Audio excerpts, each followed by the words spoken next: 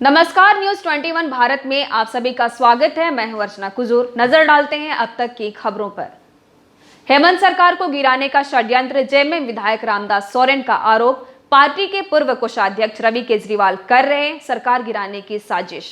कांग्रेस विधायकों के खरीद फरोख्त का मामला अभी निपटा भी नहीं था कि इसी तरह का एक और केस सामने आ रहा है। इस बार ये मामला झारखंड मुक्ति मोर्चा के विधायक से जुड़ा है। बता दें, घाटशिला से जेएमएम के विधायक रामदास सोरेन ने अपनी ही पार्टी के पूर्व कोषाध्यक्ष रवि केजरीवाल और अशोक अग्रवाल पर पैसे का प्रलोभन देकर हेमंत सोरेन सरकार को गिराने का आरोप लगाया है। उन्होंने 12 अक्टूबर को धुर्वा थाने में प्राथमिकी दर्ज कराई है। मामले की जांच की जिम्मेदारी हटिया के एसपी विनीत कुमार को दी गई है। सोरेन का आरोप है कि जेएमएम से निष्कासित पूर्व कोषाध्यक्ष रवि केजरीवाल और अशोक अग्रवाल ने उनके आवास पर आकर जेएमएम के अन्य विधायकों के नाम लेकर उन्हें पार्टी छोड़ने के लिए आर्थिक प्रलोभन दिया। साथ ही कहा कि वे नई पार्टी बनाकर भाजपा के साथ मिलकर सरकार बनाएंगे। रामदास का आरोप है कि इस घटना से पहले भी रवि केजरीवाल ने 2-3 बार उन्हें मोबाइल पर संपर्क किया था। रांची के धुर्वा और देवघर में नई कॉलोनी बसाने की तैयारी। पीएम आवास योजना के तहत धुर्वा में बनेंगे 15,000 फ्लैट। राज्य गठन के 20 वर्षों के बाद झारखंड राज्य आवास बोर्ड रांची और देवघर में नई कॉलोनी बसाने की तैयारी में जुट गया है। धुर्वा के आने गांव में सरकार की ओर से दी गई 306 एकड़ जमीन पर मास्टर प्लान बनाने के लिए सर्वे भी शुरू हो गया है। अगले महीने से जमीन के सीमांकन और फेंसिंग का काम शुरू होगा। बोर्ड ने इसके लिए टेंडर भी जारी कर दिया है। 1 नवंबर को टेंडर फाइनल होगा। इसके बाद काम शुरू होगा। आनी सहित मुड़मा और भूसूर गांव में चिन्हित जमीन पर स्मार्ट सिटी की तर्ज पर कॉलोनी विकसित की जाएगी, जहां पर चौड़ी सड़कें, cycle track, footpath, sewerage drainage system, underground water pipeline और बिजली केबल बिछाई जाएगी। इस जमीन के 70 एकड़ क्षेत्र में प्रधानमंत्री आवास योजना की किफायती आवास वर्टिकल के तहत करीब 15,000 फ्लैट बनाए जाएंगे, जिसे धुर्वा क्षेत्र में स्लम में रहने वालों को दिया जाएगा। देवघर में मिली 58 एकड़ जमीन पर भी आवासीय कॉलोनी विकसित करने की तैयारी शुरू हो गई है। आवास बोर्ड के प्रबंध निदेशक अमित कुमार ने कहा कि रांची और देवघर जिले में नई कॉलोनियां बनाई जाएगी। रांची के धुर्वा में 70 एकड़ जमीन पर प्रधानमंत्री आवास योजना के तहत ग्रुप हाउसिंग प्रोजेक्ट का काम शुरू होगा, जहां हजारों लोगों के रहने की बेहतरीन व्यवस्था होगी। हाई स्पीड वाहनों पर लगेगा लगाम। रांची में 10 जगहों पर स्पीड वायलेशन डिटेक्टर कैमरा नवंबर से होगा एक्टिव। राजधानी में हाई स्पीड वाहनों से हो रही दुर्घटनाओं की रोकथाम के लिए ट्रैफिक पुलिस ने शहर के 10 जगहों को चिन्हित किया है, जहां वाहनों की रफ्तार ज्यादा रहती है। बता दें, ट्रैफिक पुलिस ने हाई स्पीड वाहनों पर लगाम लगाने के लिए चिन्हित 10 स्थानों पर स्पीड वायलेशन डिटेक्टर कैमरा लगाया है, जहां तेज रफ्तार से गुजरने वाले वाहनों के स्पीड वायलेशन डिटेक्टर कैमरा में कैद होते ही चालान कटेगा और रजिस्टर्ड नंबर के पते पर चालान पहुंच जाएगा। ट्रैफिक एसपी रेशमा रमेशन ने बताया कि 10 जगहों पर स्पीड वायलेशन कैमरा लग चुका है। हालांकि वहां साइन एज का काम बचा हुआ है।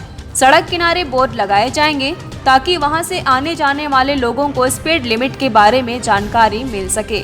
उन्होंने कहा कि कुछ दिनों पहले ही हुए रोड सेफ्टी की बैठक में इस बात की चर्चा हुई थी। साइन एज का काम पूरा होते ही सभी कैमरे चालू हो जाएंगे। इसके बाद हाई स्पीड में वाहन चलाने वालों का फाइन कटेगा। उत्तर बिहार के यात्रियों के लिए खुशखबरी। सरकारी बस में बैठकर मुजफ्फरपुर से झारखंड जाना होगा आसान।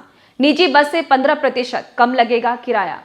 उत्तर बिहार के यात्रियों के लिए एक बड़ी खुशखबरी है। यात्रियों को अब सरकारी बस से झारखंड जाना आसान हो जाएगा। साथ ही निजी बस से 15% किराया भी कम लगेगा।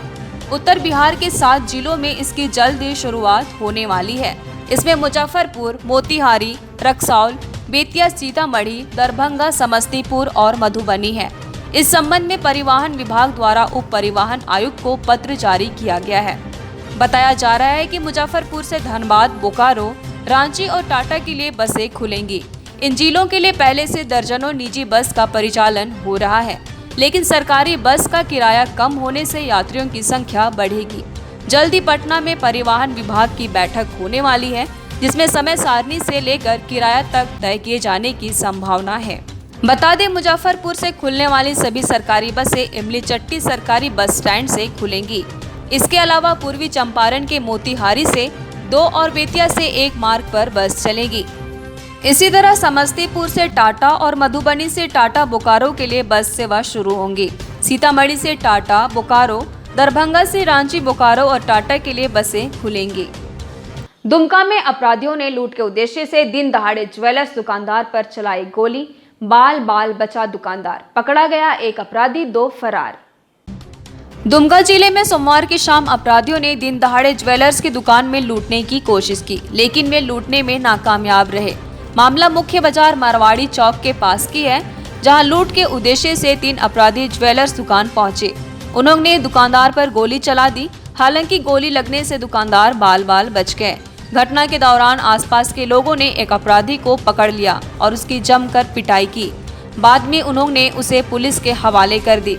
हालांकि 2 अपराधी भागने में सफल रहे। मौके पर पहुंची पुलिस ने पकड़े गए अपराधी के पास से एक देसी पिस्तौल, 6 कारतूस समेत कई सामान बरामद किया है। वहीं घायल की स्थिति में इलाज के लिए आरोपी को मेडिकल कॉलेज अस्पताल में भर्ती कराया गया है। घायल दुकानदार को भी इलाज के लिए अस्पताल में भर्ती कराया गया। हाँ, हम लोग डीलिंग कर रहे थे। इतना देर में 3 आदमी घुसा अंदर और सीधे रिवॉल्वर निकाला और बोला कि समूचा मालूल दीजिए, चाबी दीजिए स्ट्रॉन्ग रूम का। संजोग से मेरा भाई और मेरा स्टाफ पीछे में चाय बनाने गया था। वो लोग समझ गया, वो लोग पीछे से आके अटैक किया तो ये लोग भी डर गया। ये लोग सोचा कि अब हम पकड़ा जाएंगे, तो वो लोग भागा। तो एक ठोके पर हम लोग अटैक कर दिया, उसको रिवॉल्वर छीन लिया, उसको पूरा मारे। कितना लोग था वो लोग? 3 आदमी था वो लोग, 3 लड़का था। एक ठोको तो हम लोग पकड़े और 2 भाग गए। इस मामले पर एसपी अंबर लकड़ा ने बताया कि फरार अपराधियों की पहचान कर ली गई है। उनकी गिरफ्तारी के लिए छापेमारी की जा रही है। अभी एक जो है कि ज्वेलरी शॉप में अटैक हुआ था, जिसमें एक व्यक्ति उसमें पकड़ा गया है और बाकी 2 व्यक्ति अभी फरार हैं और अभी किसी तरह का नुकसान भी नहीं हुआ है। किसी हल्का सा क्रैच लगा, गोली वगैरह भी चली है। हाँ, गोली चली थी और इसके बाद अभी 2 व्यक्ति को अभी फौरन अभी गिरफ्तार कर लिया है, एक व्यक्ति को भी गिरफ्तार कर लिया है। इधर शहर में लगातार हो रही आपराधिक वारदातों को लेकर पूर्व समाज कल्याण मंत्री लुइस मरांडी ने सवाल खड़े किए। उन्होंने कहा कि दुमका में कोई भी वर्ग अब सुरक्षित नहीं है। पिछले साल भी शहर की एक महिला व्यवसायी की इसी मारवाड़ी चौक के पास गोली मारकर हत्या कर दी गई थी। हमारा ये मानना है कि दिन दहाड़े इस तरह का घटना को अंजाम देना क्या दर्शाता है? सरकार का काम, आखिर कानून कहाँ चला गया है और आम जनता कहाँ सुरक्षित है? जब शहर जैसे लोग में हमारे व्यापारी वर्ग के लोग सुरक्षित नहीं है। पिछले साल उसी चौक के आसपास में पुष्पा सिंह, शायद वो महिला का नाम है, पुष्पा हिम्मत सिंह का, उसका भी वहीं पर गोली से उनको मारा गया था और फिर वो घटना आज दोबारा उसी चौक में हो रहा है। तो हम यही कह सकते हैं, सरकार को आम जनता से कोई लेना देना नहीं है, कोई मतलब नहीं है। उनका सुख से, उनका दुख से या उनका सुरक्षा से उनको कोई मतलब नहीं है। पैगंबर मोहम्मद के जन्मदिन पर जश्न ईद मिलादुन्नबी आज तैयारियों के साथ मनाई जा रही पर्व। जश्न ईद मिलादुन्नबी आज मनाई जा रही है। सुन्नी बरेलवी सेंट्रल कमेटी ने बताया कि इसकी तैयारी पूरी हो चुकी है। मुस्लिम इलाके और मोहल्लों को कुमकुमे से सजाया जा चुका है। कमेटी ने बताया कि जश्न ईद मिलादुन्नबी पैगंबर इस्लाम हजरत मोहम्मद के जन्म दिवस की याद में मनाई जाती है। इस दौरान कमेटी ने अपील की है कि इस अवसर पर ऐसा कोई कार्य न की जाए जिससे मजहब इस्लाम और पैगंबर इस्लाम और मुस्लिम समुदाय को शर्मिंदा होना पड़े। और अधिक खबरों की जानकारी के लिए आप देखते रहे न्यूज़ 21 भारत। हर रोज खबरों की अपडेट पाने के लिए आप हमारे चैनल को लाइक और सब्सक्राइब जरूर करें। और अगर आप हमें कोई खबर देना चाहते हैं तो नीचे दिए गए नंबर पर आप हमें संपर्क करें।